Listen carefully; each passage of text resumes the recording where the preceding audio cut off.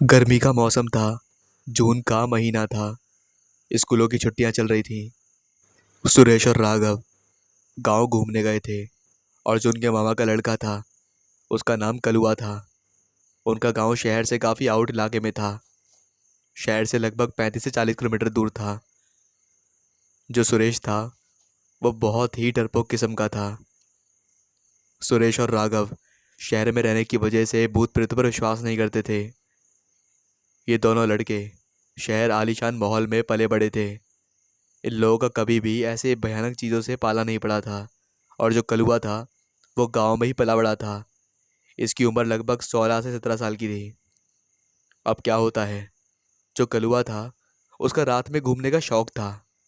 खाना खाने के बाद वह गांव के आसपास घूमता रहता था।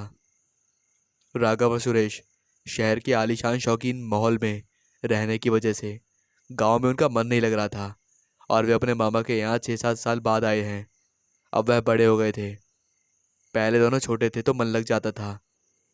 वे दोनों कलुआ के कहने लगे, अरे कलुआ, बाहर घुमाने ले चल यार, कहीं घूम कर आते हैं। नहीं भाई, इस समय बाहर निकलना खतरे से खाली नहीं है। यहाँ पर मना करते हैं सब गांव वाले। रात को 12 बजने के बाद गांव की सीमा पार नहीं करनी चाहिए। सुरेश और राघव दोनों उसकी बातों पर हंसने लगे और उसे कहने लगे, कैसा डरपोक है तू, इन चीज़ों को मानता है? भूत वगैरह कुछ ना होता। कलुआ बोला, इतना तो नहीं मानता, लेकिन जो देखा है उस पर तो विश्वास करना ही पड़ेगा। लेकिन सुरेश और राघव कलुआ को अपनी जबरदस्ती की बातों में मनाकर राजी कर लेते हैं और फिर वो बाहर निकल जाते हैं गांव की तरफ। यार घूम कर तो आते हैं खेतों की तरफ, चला जा। लेकिन गांव से खेत आधा किलोमीटर दूर पर है। मतलब सभी खेत गांव के बाहरी इलाके में थे। वहां पर रात में कोई रहता भी नहीं था। उधर केवल खेत ही खेत थे।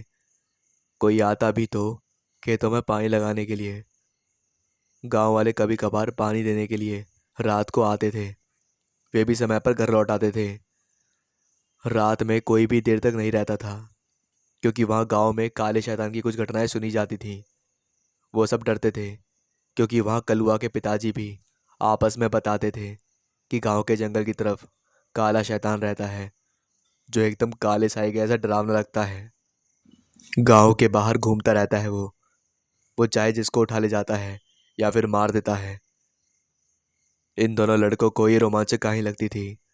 उन्होंने सोचा, चलो आज देख लेते हैं कौन है ये काला शैतान या फिर आदमी। कुछ सच भी है, गांव वाले अपनी मूर्खता बना रहे हैं। वे दोनों और कलुआ चल दिए घूमने उन खेतों की तरफ। रात के 10:30 बज रहे थे। शहर के हिसाब से इस समय कुछ भी नहीं है। वहाँ इस समय चहल पहल रहती है, लेकिन गांव में इस समय सब कुछ शांत रहता है। गांव का वातावरण शहर से अलग होता है। तीनों भाई धीरे धीरे बातें करते हुए चले जा रहे हैं। अब तीनों चलते चलते खेतों तक पहुंच जाते हैं। वहाँ उनके खेत थे। तीनों उधर उधर देखते हैं। रात के सन्नाटे में उन्हें कुछ नहीं दिखता। रात में बस चांद की मध्यम रोशनी आ रही थी। तृतीया का चंद्रमा जो पतला सा दिख रहा था वो काफी ज्यादा अजीब लग रहा था। सुरेश, जो कि बिल्कुल डरपोक किस्म का इंसान था, वो कहने लगा, अरे यार चलते हैं यहाँ से, कोई सामने ना आ जाए कहीं, वरना यह सुनसान इलाके में कौन बचाएगा यार। कलुआ ने कहा, खतरा तो हमें उसी से है बस, भगवान करे वो सामने ना आ जाए। इतना बोलकर वो चुप हो गया। तीनों बातें करते हुए आगे निकल जाते हैं और दूसरे खेतों की तरफ चले जाते हैं। तभी अचानक से राघव जोर से चिल्लाता है और कहता है, अरे देख वो क्या है। दूर की तरफ देखा तो वहाँ पेड़ों की कतार सी खड़ी थी। बड़े और ऊंचे ऊंचे पेड़ों की कतार थी। वहाँ वो सब देखते हैं कि पेड़ों जैसा कोई लंबा सा आदमी, करीब 9 से 10 फीट का, और उसका काला साया अंधेरे में दिख रहा था और उसकी आंखें चमक रही थी। मध्यम मध्यम चांद की रोशनी में वो साया उन्हें डरा रहा था।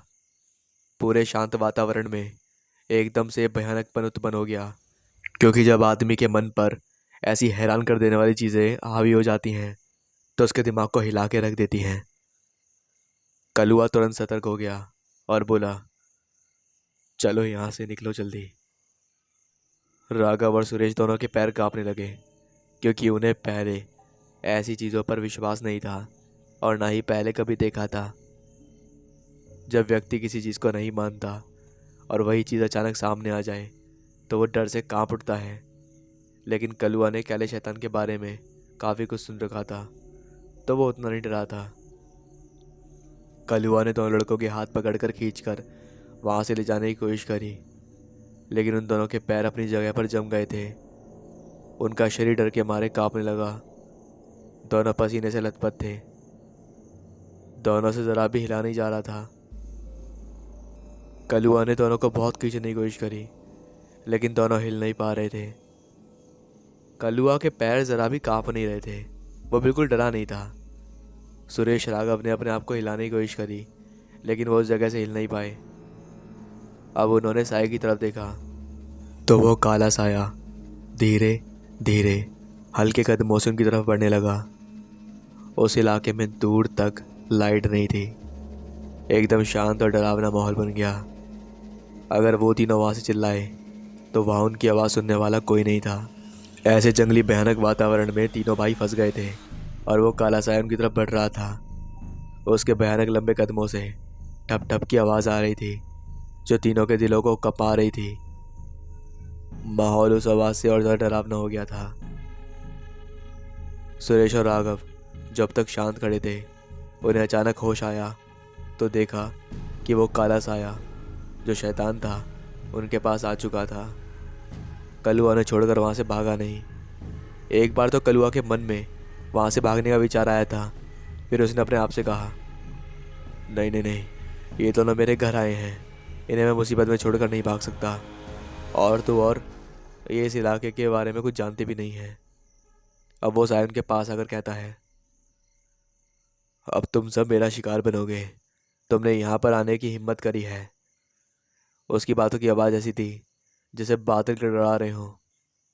राघव और सुरेश उसकी आवाज़ सुनकर बुरी तरह से चित्कार के रोने लगे और कहने लगे, हमें छोड़ दो, हमें छोड़ दो। कलुआ शैतान से बोला, तू इन्हें जाने दे, मैं तेरे सामने खड़ा हूँ।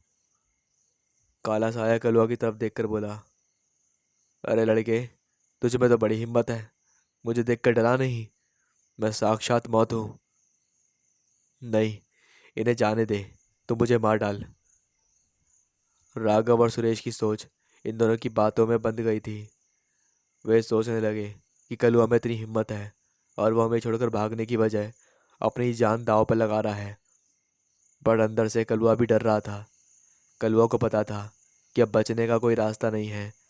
उसने सोचा कम से कम इन दोनों को बचा लूं, वरना हम तीनों मारे जाएंगे। काला साया कलुआ से बोला, मैं तुझे छोड़ रहा हूँ, इन दोनों को मार देता हूँ। नहीं, मुझे मार दो, इनको छोड़ दो। एक अजीब सी बात थी। वो शैतान कलुआ को छोड़कर सुरेश और राघव को मारने की बात कर रहा था। इसकी ये बात कलुआ ने गौर कर ली। फिर कलुआ साय से बोला, अब तो मैं इन दोनों को भी नहीं मरने दूंगा और तू मुझे भी मार नहीं पाएगा। देखता हूँ तू मुझे कैसे मारता है। वो काला साया उसकी ये बात सुनकर गुस्से में जोर से गुर्राने लगा। उसकी डरावनी आवाज़ ने तीनों के हाथ पैर कंपा दिए। वही जंगल में वहाँ पर एक ग्राम देवता का वास था। कलुआ जोर से चिल्लाया, बाबा, बाबा बचाओ, बचाओ बाबा। तभी अचानक दूर खेतों में एक भयानक सी आवाज़ आई, जैसे कोई जोर से चिल्ला कर गा रहा हो, अरे डट जा, रुक मैं आ रहा हूँ।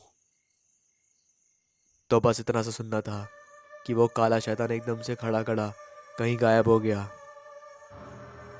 काले साए वाले शैतान के जाते ही राघव और सुरेश के शरीर में बिल्कुल आहट आ गई। उनके हाथ पैर काम करने लगे। उन तीनों ने अब वहाँ से दौड़ लगा दी। ग्राम देवता की आवाज़ से ही उस शैतान का गायब होकर भागना हुआ और उसके बाद ही तीनों भाई गिरते पड़ते हुए गांव में आ गए। सुरेश और राघव की हालत बहुत ज़्यादा खराब थी, लेकिन कलुआ अभी भी हिम्मत ही था। गांव में हिम्मत दिखाते हुए बिना घबराए उसने सबको सारी बात बताई। इस घटना को 2 से 3 घंटे हुए थे। इसलिए कुछ लोग तीनों को ढूंढने के लिए गांव से बाहर निकल चुके थे। रास्ते में उन्हें खबर मिली तो वापस गांव लौट आए। सब उन तीनों को जिंदा देखकर बहुत खुश थे। राघव और सुरेश दोनों को जोरदार कपकपी वाला बुखार चढ़ गया था। गांव वाले उन तीनों को लेकर बगल के गांव में गए। वहाँ एक अच्छा जाना माना तांत्रिक था। तांत्रिक ने घटना सुनकर बड़ा हैरानी जताई। तांत्रिक ने ध्यान करके बताया कि ये बच्चा मतलब कलुआ ग्राम देवता को बहुत मानता है और गणेश जी की भी पूजा करता है। दोनों की कृपा से आज जिंदा है। कलुआ पढ़ाई की वजह से गणेश जी के मंत्र का रोज 10-12 जाप करता था और ग्राम देवता को वो रोज जल चढ़ाता था। इसलिए उसकी एक आवाज़ पर उसकी रक्षा हुई। ग्राम देवता की कृपा और उसके आत्मबल ने उसकी जान बचा ली। और दोनों शहर के लड़के पूजा पाठ कुछ नहीं करते थे, इसलिए उनका आत्मबल उस समय साथ छोड़ गया, क्योंकि उन्हें मालूम नहीं था कि ऐसी स्थिति में किसको पुकारें। वो तो बस बचाओ बचाओ कह रहे थे। इसलिए सभी को अपने बच्चों में थोड़ी पूजा पाठ के संस्कार डालने चाहिए, ताकि ऐसे समय में उनका आत्मबल मजबूत रहे और हर संकट से लड़ने की हिम्मत रहे।